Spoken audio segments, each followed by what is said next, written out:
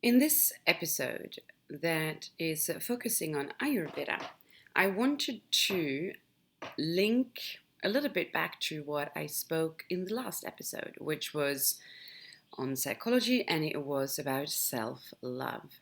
And so I wanted to bring to your attention the idea of self love, I guess, but I want to speak today even more on self worth and worthiness and to give yourself value.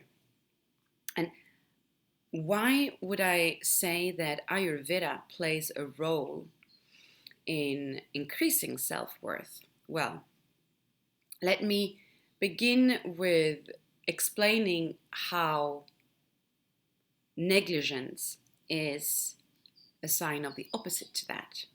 So basically,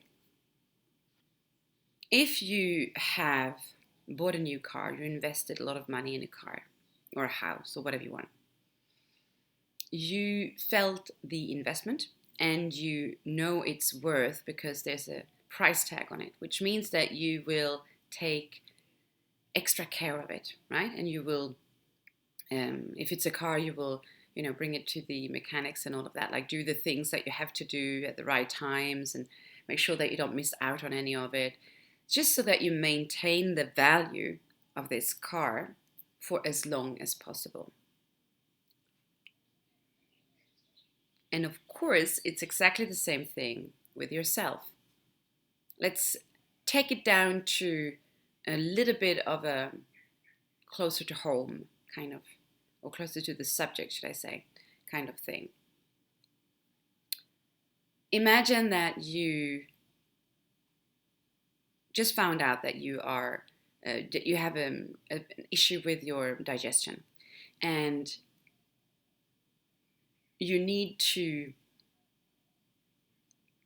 be put on a specific plan from your doctor on eating specific things and taking these medications and whatnot. Okay, so you have this schedule of what you need to do from day 1 to day 10, let's say, for instance, with a detailed program. And then it means as well that you probably need to invest some money into that. And so all of a sudden the value of it goes up for you because you see a price tag on it. And then you will stick to that kind of plan more or less, but quite precisely, because you have been told that this is really important and you need to do it for your own health, or it might be worse. And you've invested in this, you've committed to it, you've paid someone, and then you have to show them the results, right? And so you do this as well. When it comes to your own worthiness, when it comes to what your value is, it's much more complicated because, well, basically, there's no one else to show the results to, really, in a certain way, than to yourself. And there is no money investment as far as you're concerned while you're just living your life. So basically, what I mean by that is when we are quite young, we're quite oblivious to what would be healthy for us and what would be needed. And so if we are not taught at that time certain fundamental aspects of health and of how we should be feeling and what we should be doing in order to maintain a state of health, then we will basically not care too much about it and we'll just do whatever we do. And as long as we are children, adolescents, and even early adulthood, we won't even probably notice any difference in whether we do it or not, let's say. And of course, that is the typical of the 20-something living a lifestyle which is, completely turning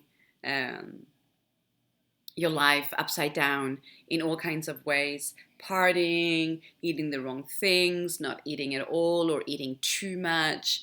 But the thing is, when you're that young, you don't get the consequences of it. And so then you get a little bit older and you're starting to progressively notice changes. And you notice the consequences of a certain lifestyle in a different way.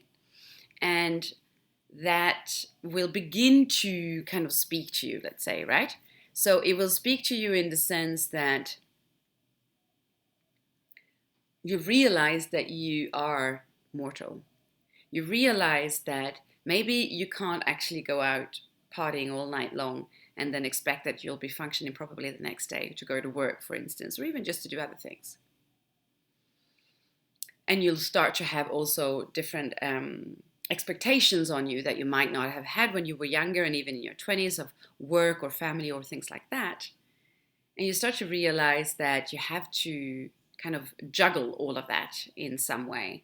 And you might even begin to notice that, oh, I can't keep on certain things because let's say that you have a family all of a sudden, well, you won't be able to take care of your kids if you're hungover the next day. It's the same thing, of course, when it comes to your metabolism. That might be quite strong in your 20s, still a little bit in your 30s, but then starting from like 35 and up towards 40, you're definitely beginning to notice a decrease in your metabolic rate. What I mean by that is you're starting to notice that you can't just eat as much as you want and eat any kind of junk food, for instance, without noticing results. And it's not just results of putting on weight, which could be one, but not always that. It could also just be results in acid reflux, for instance. You might start to notice that you're just not digesting the food very well and it's not feeling so good afterwards. Or you might begin to notice things like bloating, gas, and things like that, right? All of a sudden become more aware that the lifestyle that you were having when you were oblivious to the consequences is not working for you anymore.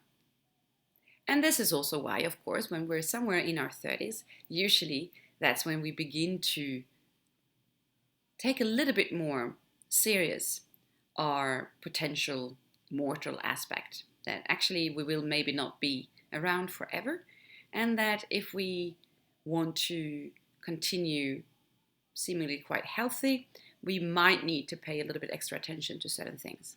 And this is, of course, where it begins to become hard. Because for the last 20, 30, 35 years, we have not paid attention to this. And we have not implemented routines and different kinds of living and what we eat and things like that. So it becomes a challenge to change these things. And more so, one of the psychological aspects of this is that we have never been occupied with our internal world. We have even taken for granted that the way we think and the way we feel is not under our control and is affected by external situations. We think that we feel sad or angry or frustrated because of what someone else was doing.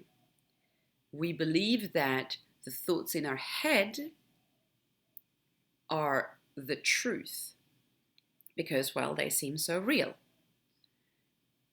And we might also, which is very often what happens from 30 and on, begin to question, who am I? Am I actually happy with the kind of life that I'm living? What brings me joy? What are my preferences? I've just been doing basically kind of what people told me to do, or maybe even further than that, I've just been going with the flow because I wasn't really sure of what I wanted to do. That I don't really know who I am. So we come into a period of our lives where we're kind of this hot mess. And some of us decides to just keep going.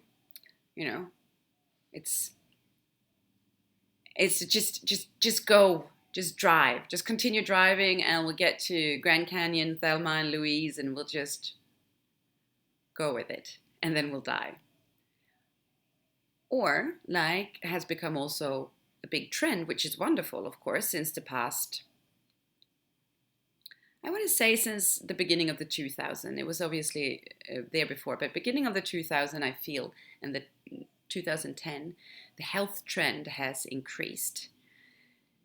And so this is where a lot of people then start to look into, how can I become happier? How can I become healthier? How can I create a sustainable life and longevity? And then we are surprised that it's difficult to do and that we find it hard to maintain our motivated, enthusiastic ideas of what we need to do. But naturally, since we've never really practiced it before, it is unknown territory.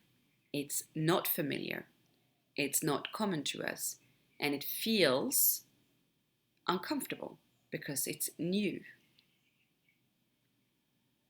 So that is one side of it, which then means, how do I create something that will become so familiar to me that it's a habit, right? And on top of that, how can I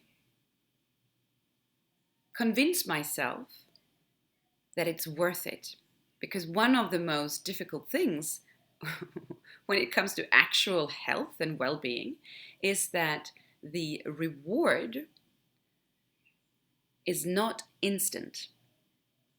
And what we are used to with our habits that are addictions is that we wanted the instant reward for it, the instant satisfaction that we didn't actually get, but we believed that we were getting because we got so used to the habit of the addiction, whether it's things that we eat, drink, smoke, or simply things that we think, right?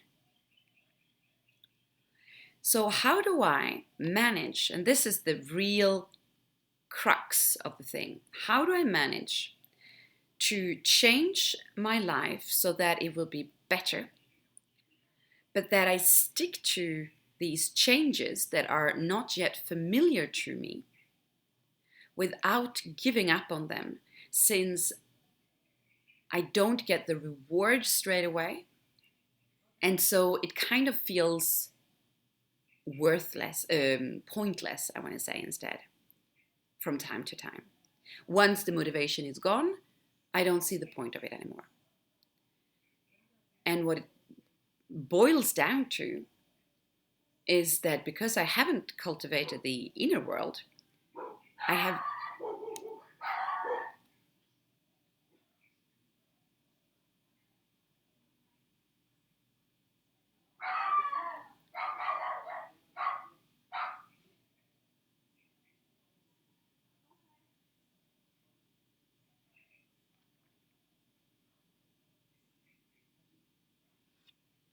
no idea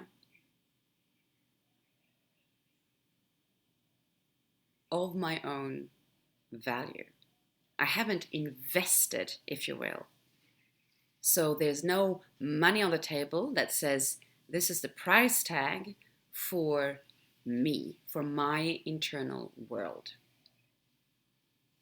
This is the reason that we neglect ourselves.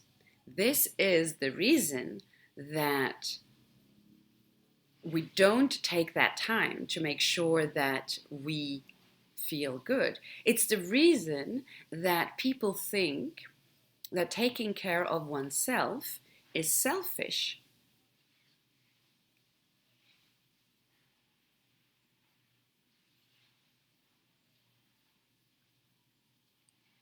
How do I get around this? Well, there is actually only one way to come to the inside of your own value, and that is to discover that you have feelings and thoughts. It is to discover actually who you are. And that you can do on a daily basis. The only way that you know that something has a value for you is because you've invested in it. As we said, started out with that car, for instance, or something. And so the first thing you need to do actually is to invest in yourself. And I wouldn't say that it's the primary reason for the dinacharya, the yogic rhythm, the routines of the Ayurvedic practice, but it's a side effect of it, if you will. you see, there's something very interesting that happens once you begin to implement a routine of some kind into your life, and that you become committed to it so that you decide on doing it every day. And that is that you will begin to increase your self-worth naturally. Let me explain. The fact of getting up at a certain time in the morning and to set off the time you can, an hour, of a certain number of practices will make you feel good. I mean, that's just anyone who's ever had an extra hour in the morning where they can just do certain things for themselves know that that makes them feel good. And so if these things that we do, these specific practices, are also made specifically for the well-being, physical, mental, and emotional, naturally, not only will it make me feel good that I'm taking care of myself, but I will begin to see quite soon some results as well of that. And the more I do it, let's say I get up at that time every day, the more the evening that comes will have me remember that tomorrow morning I'm going to do that again. And then there will be this, so I want to be able to do that in the morning because I noticed that that made me feel good. Therefore, I will make sure to not mess up going to bed and mess up my sleep so that I can do that in the morning. All of a sudden, there's a shift in how we prioritize things. Because we kind of want to feel good. That's like the main thing in our life. We want to feel good. It's the survival instinct, actually. We move away from pain and we move towards pleasure. So there's already a certain reward value that's been created in that. And so little by little, I will begin to value that moment in the morning when I have that I'm taking care of myself right now because it makes me feel good. And all of a sudden, it will decrease the value of other things that I know will be detrimental to that routine in the morning.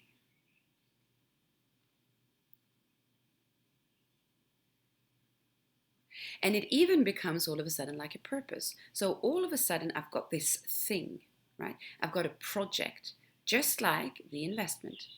I decide to buy a house, I invest, it's got a value in there, it's got a worth in there. And I might then create a plan of renovation or, just putting it into the way I want it to be. Just like that idea of the plan of action that the doctor gives me in order to work my way back to health if I've got a problem with my digestive system. It becomes a project. It becomes a mission for me. It becomes a little bit, that's my thing. That's what I'm focusing on right now. What does that bring in? It brings a sense of purpose. So all of a sudden, I've got this time in the morning that I've noticed makes me feel good because I'm just paying attention to myself. And because it's a little bit my thing, my project, not only does it make me feel good about myself, but it gives me a sense of purpose. I've got this one thing in the day that I know for sure that I'm always going to do because I know that it makes me feel good. I've got already then the behavior and I've got the reward of it because I've noticed that it makes me feel good and it's given me a sense of purpose. And this is how we then realize that as soon as we wake up in the morning, we want to feel good because that's what we've been doing as we have been doing our routine in the morning. That's the trigger. Trigger, behavior, and reward. There's a trigger. I get up in the morning, I do my behavior, and then I get the reward. And what's really nice with that is that it's the exact habit loop of a routine, of a habit, of an addiction, if you will. An addiction becomes an addiction because we do it despite adverse consequences. So naturally, when it's the other way around, you're still kind of addicted to it because you need that. It makes you feel good. Except that the consequences are not adverse, but instead beneficial to you. That's a good habit to have. That's what we would define a good habit. So, over time, what happens is that the more you do your routine and you get this addiction to feeling a certain way and to taking this time for you in the morning, the more you start to, for instance, say no to certain things that don't suit you. So, for instance, someone is asking you to do something that is against your values, against what you believe in. Because you've been so habituated now to that state there where you stay committed to that practice of yours, it will begin to spread into other activities in your life. So all of a sudden, you will notice the aversion inside of you that goes, I don't want to do that. That doesn't really make me feel good. And I'm going to state that you've set a boundary. Because actually, what is going on in your brain when you do your routine there in the morning is a whole lot of things. But one thing is that you're strengthening neural pathways of an emotional state, which is your feeling of feeling good and your feeling of purpose, that you then begin to take with you into the rest of your life. And then it even goes on to things like, maybe I'm realizing that people around me have different values to me. And so maybe I begin to choose who I actually want to keep in my life. And that does not necessarily mean that just because you're not thinking like I do, I don't want to keep you in my life. But I become more sensitive to noticing, okay, we don't share the same values. So this means that I will be aware of the differences between us, which can be a beneficial thing as well, because that can enrich in my experience, realizing that we don't have the same values. And how come you have those values? And then all of a sudden I learn something new. And maybe after that I choose to keep this person in my life, or maybe I don't. That's a next step after that. But this simple creation of a habit in the morning that makes me feel good and that becomes that one thing that I stay committed to so that it gives me a sense of purpose has been actually my financial investment in that car, in my life, in me. So that all of a sudden, without even realizing it myself, I have begun to acknowledge my price tag, my worthiness.